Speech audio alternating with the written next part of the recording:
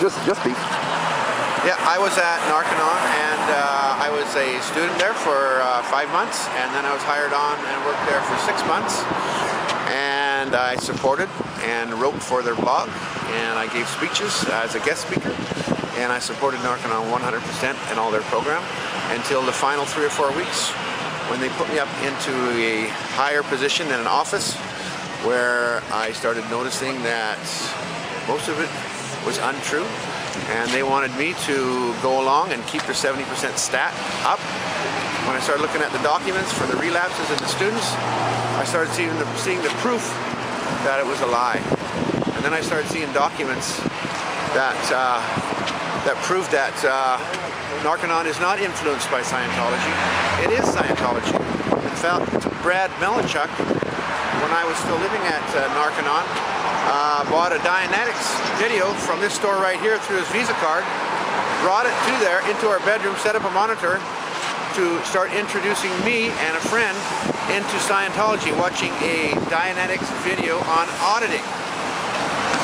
Unknowing to him, he left his credit card receipt in the DVD case in his name from the Church of Scientology. When they say that Narconon has nothing to do with Scientology, is a complete lie.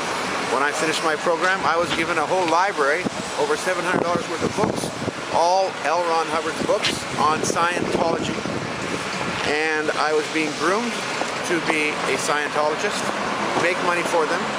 I was also hired to form a charitable organization, foundation outside of Narconon, because they didn't want me to use the Narconon name attached to this foundation to raise money for the education, for the staff members to go into the schools with literature and videos, and also to raise money to bring in students and clients into the Narconon who couldn't afford it or didn't have enough money. Unfortunately for them, I did not finish the foundation and all the documents, and did not file them with the government. They're still doing that. The names for the foundation, I had a list of the names which I searched on the internet and found that they were available. And then Andre Hearn came in and put to the top of the list, he put, Dave called it the Golden Dawn. I looked on the internet and I saw the Golden Dawn, and it's one of the biggest cults in the world that goes back to sex rituals and evilness like I've never even heard of before. When I started seeing all this stuff, I knew it was time to leave and get out of Narconon. I contacted a place in England, Bonnie, Escape Scientology, and she put me in touch with a person in British Columbia and a person in Montreal. And you know what? There's an evilness that goes on there that's related to Scientology that not even Ron Hubbard could write about, because it's more evil than he could ever imagine. Thank you.